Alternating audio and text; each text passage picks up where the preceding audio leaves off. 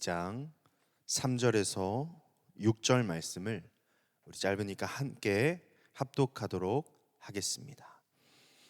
우리가 그의 계명을 지키면 이로써 우리가 그를 아는 줄로 알 것이요 그를 아노라 하고 그의 계명을 지키지 아니하는 자는 거짓말하는 자요 진리가 그 속에 있지 아니하되 그 누구든지 말씀을 지키는 자는 하나님의 사랑이 참으로 그 속에서 온전하게 되었나니 이로써 우리가 그의 안에 있는 줄을 아노라.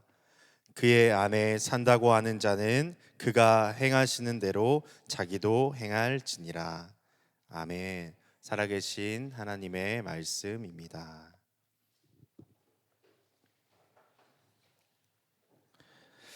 교회에 다니는 우리는 종종 이런 말을 듣고 하곤 합니다. 저는 예수님을 믿고 있습니다. 저는 하나님을 알고 있습니다. 저는 교회를 꽤나 오래 다녔습니다. 교회 안에서는 이 말이 너무 자연스럽습니다. 우리는 순회서 그리고 다른 모임에서도 하나님에 대해 이야기하곤 합니다. 설교도 듣고요, 성경 공부도 하고 신앙 서적을 읽기도 합니다. 우리는 그 어느 때보다 말씀을 많이 듣는, 말씀을 많이 들을 수 있는 시대를 살아가고 있는 것 같습니다. 그런데 아이러니하게도 요즘 많은 사람들이 교회를 떠나고 있다라는 사실입니다. 그리고 그 이유를 들어보면 이런 이야기를 합니다. 나는 하나님이 싫어서 떠나는 것이 아니에요. 나는 교회가 싫어서 떠나는 게 아니에요.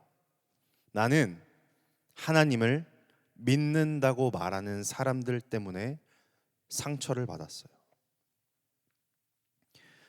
교회 안에서 하나님을 말하는 사람들에게 상처를 받았다는 것입니다. 어떤 사람은 이렇게 말합니다. 교회에서는 사랑을 말하는데 실제 삶에서는 전혀 사랑하지 않습니다. 교회에서는 정직을 말하는데 현실에서는 부정직한 삶을 살아갑니다.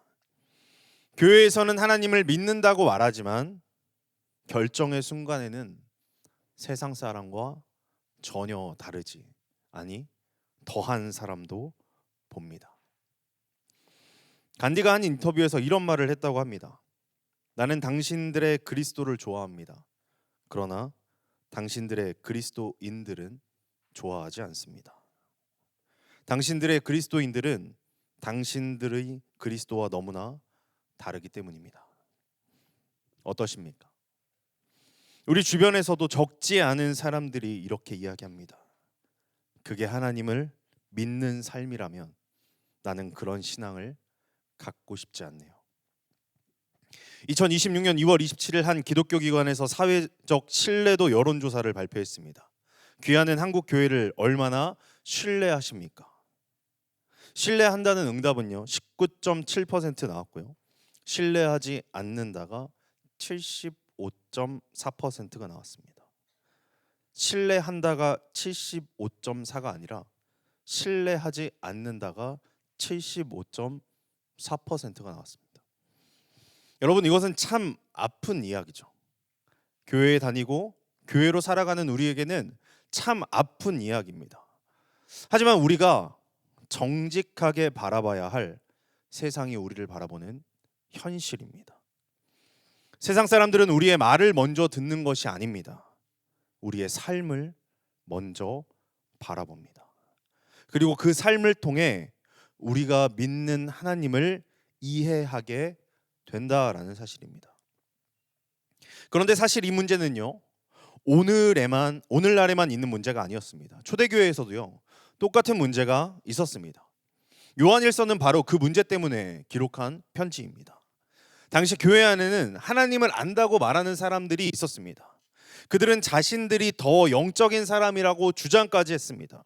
더 깊은 지식을 가지고 있다고 말했습니다. 하지만 그들의 삶은 달랐습니다. 그들은 죄를 가볍게 여겼고요, 사랑이 없었고 예수님의 가르침을 따르지 않았다는 것입니다. 초대학 교회 안에는 이런 혼란이 생겼습니다. 정말 하나님을 아는 사람은 누구인가? 누가 진짜 신앙을 가진 사람인가? 그래서 사도 요한은 매우 분명하게 말합니다. 신앙은 말이 아니다. 신앙은 주장도 아니다. 신앙은 지식도 아니다. 신앙은 삶이다. 오늘 본문에서 요한은 3절에 이렇게 말합니다. 우리가 그의 계명을 지키면 이로써 우리가 그를 아는 줄로 알 것이요. 여러분 무슨 말입니까? 예수님을 안다는 증거는요, 말이 아니라 순종이라는 것입니다. 사도 요한은 매우 분명하게 기준을 제시하고 있습니다. 우리가 하나님을 아는지 어떻게 알 수 있을까요? 그의 계명을 지키면 안다라는 것입니다. 본문에 나오는 안다라는 헬라어는요, 단순히 머리로 아는 지식을 의미하지 않습니다. 성경에서 이 단어는 관계적 알을 이야기합니다. 예를 들어 보겠습니다. 여러분이 어떤 사람에 대해 정보를 많이 알고 있다고 합시다. 그 사람의 나이도 알고요, 직업도 알고, 성격도 알고, 인터뷰도 많이 받습니다.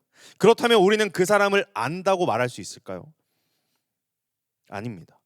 그것은 그 사람에 대해 아는 것이지 그 사람을 아는 것은 아닙니다. 그건 정보지 관계가 아니라는 것이죠. 성경에서 하나님을 안다라는 것은 하나님에 대한 정보를 많이 아는 것이 아니라 하나님과 실제 관계 안에 들어가는 것입니다. 그래서 요한은 이렇게 말하는 것입니다. 우리가 그의 계명을 지키면 이로써 우리가 그를 아는 줄 알 것이다. 여기서 또 하나 중요한 단어가 있습니다. 지키다. 여러분 이 단어는요, 단순히 규칙을 억지로 지키는 것이 아닙니다. 이 단어는요, 소중히 간직하다, 보호하다, 붙들다라는 의미를 가지고 있습니다. 즉 계명을 지킨다는 것은 억지로 지키는 것이 아닙니다. 여러분 예배에 나오십시오. 철야 예배 좀 나오십시오. 그러면요, 무슨 돼지 도살장 끌려가듯이 나오시는 분들도 가끔 계세요. 괜찮습니다. 나오셔도 됩니다. 근데요, 하나님의 사랑을 알잖아요. 그럼 나오지 말라고 해도 나옵니다. 고등학교 3학년 아이들이 금요철야 예배 지금 빠지지 않고 나오는 친구가 있거든요. 여러분 고3 때 뭐 해야죠? 우리가 생각하기로 공부해야죠. 그 아이는 뭘까요? 예배를 우선해 두는 것입니다. 그럼 그 친구가 공부를 안 할까요? 그렇지 않습니다. 하나님의 나라에 대해서 확실히 아는 사람들은요, 그 삶의 자리에서 더욱더 최선을 다한다는 것입니다. 그리고 구별하여 삶을 하나님 앞에 드리는 것입니다. 억지로 지키는 것이 아닙니다. 여러분 억지로 하지 마십시오. 억지로 하면 공동체가 무너집니다. 그리고 그것이 여러분의 의가 되어 있습니다. 억지로 하지 마십시오. 하나님의 말씀 안에서 여러분들이 마음을 주신다면, 하나님께서 마음을 주신다면, 저는 원래 3번 기다렸거든요. 이제부터 한 번에 가기로 했습니다. 하나님 뭔가 마음 주시면 한 번에. 여러분은 얼마나 기다리십니까? 계명을 지킨다는 것은 억지로 지키는 것이 아닙니다. 하나님의 말씀을 삶의 기준으로 붙드는 것입니다. 예수님을 사랑하는 사람은 그분의 말씀을 가볍게 여기지 않습니다. 예수님을 아는 사람은 그분의 말씀을 소중하게 붙듭니다. 그래서 예수님도 이렇게 말씀하셨습니다. 요한복음 14장 15절 말씀입니다. 너희가 나를 사랑하면 나의 계명을 지키리라. 여러분 사랑은요, 결국 순종으로 나타납니다. 여러분 사랑하는 사람이 있으면요, 어떻게 합니까?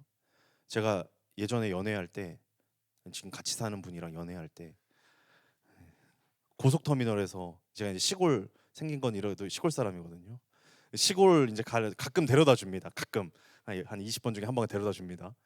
그리고 고터에서, 요즘은 더 좋게 바뀌었던데, 고터에서 이제 가다가 그 사귀던 분이 귀걸이, 비싼 건 아닙니다. 귀걸이 보고도 이거 되게 예쁘다. 그럼 저 어떻게 해야 될까요? 화장실에 가는 척하면서 그걸 사다 줍니다. 왜 그럴까요? 사랑하니까. 그 사람이 무엇인가 갖고 싶어 하니까.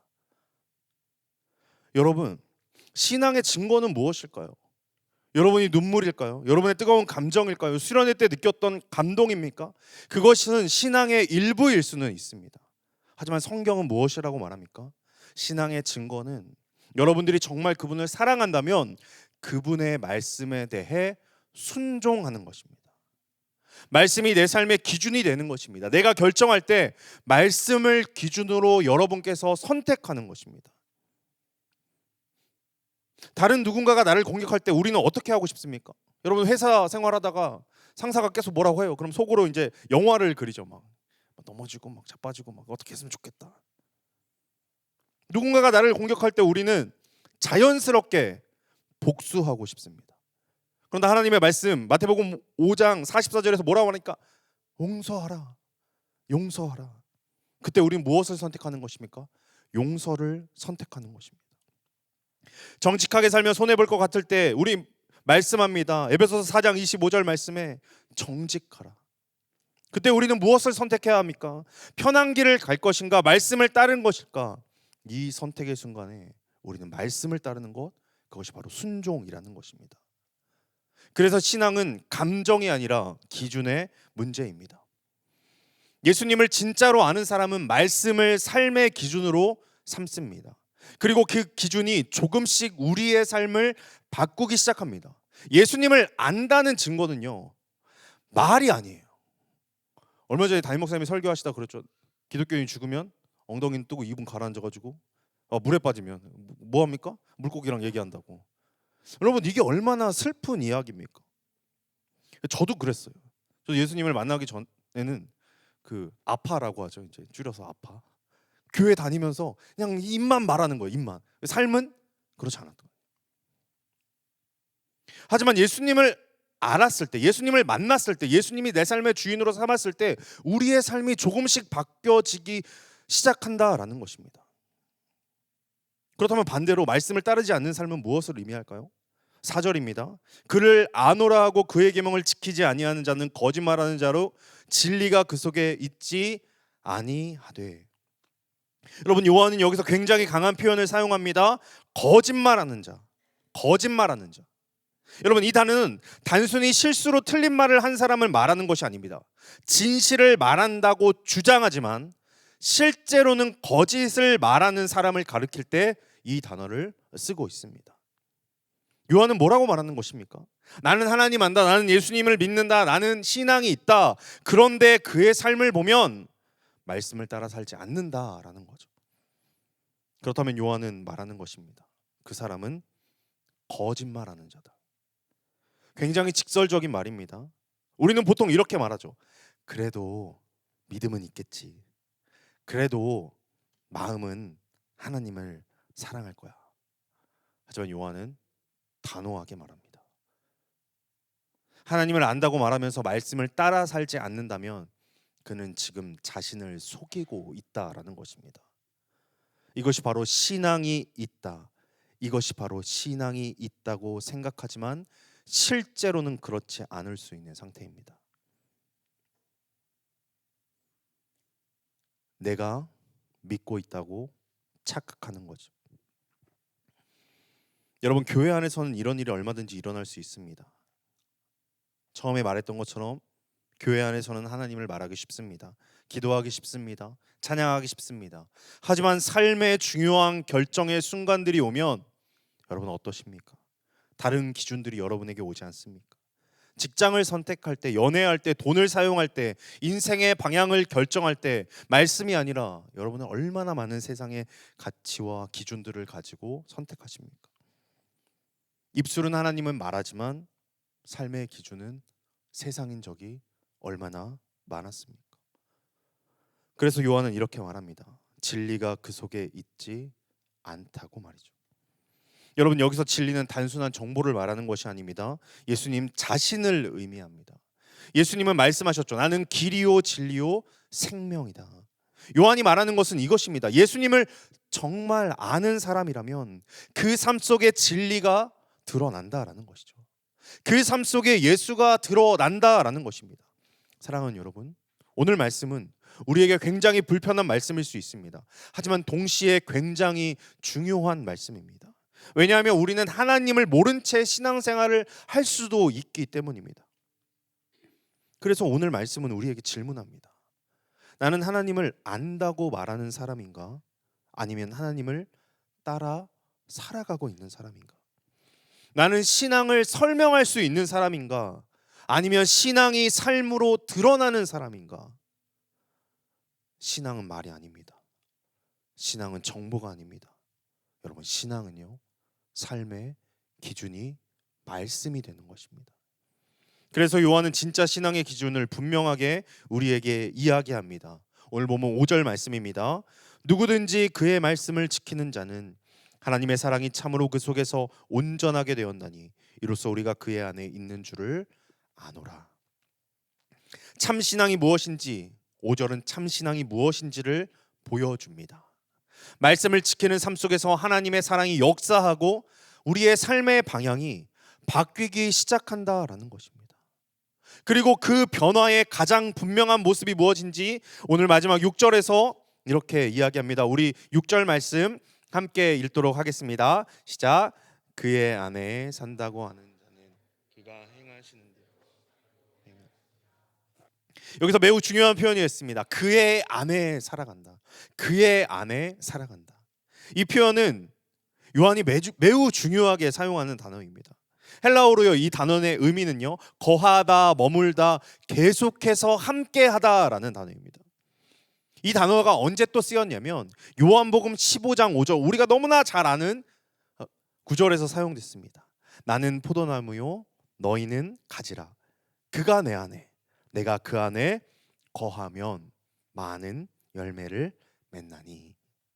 여기서 말하는 거한다는 것은요, 단순히 교회를 다니는 것을 의미하는 것이 아닙니다. 단순히 예배에 참석하는 것을 말하는 것도 아닙니다. 거한다는 것은 삶이 연결되어 있다라는 것입니다. 포도나무와 가지의 관계처럼 생명이 연결되어 있는 상태입니다. 그래서 요한은 이렇게 말하는 것입니다. 그의 안에 산다고 하는 자는 그가 행하시는 대로 자기도 행할지니라. 삶의 방식이 바뀐다는 것입니다. 예수님 안에 거하는 사람은 예수님의 삶을 닮아가기 시작합니다. 여러분, 예수님은 어떤 삶을 사셨습니까? 예수님은 사람을 사랑하셨습니다. 겸손하게 사셨습니다. 하나님의 뜻에 순종하며 사셨습니다. 자기를 내어주셨습니다. 그래서 예수님을 안다는 것은요, 예수님을 이야기하는 것이 아니라 예수님을 닮아가기로 결정하고 살아가는 것입니다. 사랑하는 웨이브 공동체 여러분, 이것이 바로 참 신앙의 모습입니다. 참 신앙은 말로 드러나는 것이 아니라 삶으로 드러납니다. 참 신앙은 지식으로 증명되는 것이 아니라 삶의 방향으로 증명됩니다. 여러분, 정말 예수님을 알고 있습니까? 오늘 말씀은 우리에게 매우 중요한 질문을 던집니다. 나는 예수님을 안다고 말하는 사람입니까? 아니면 나는 예수님을 따라 살아가는 사람입니까? 신앙을 잘 설명할 수 있지만 여러분은 신앙을 삶으로 나타내고 있습니까?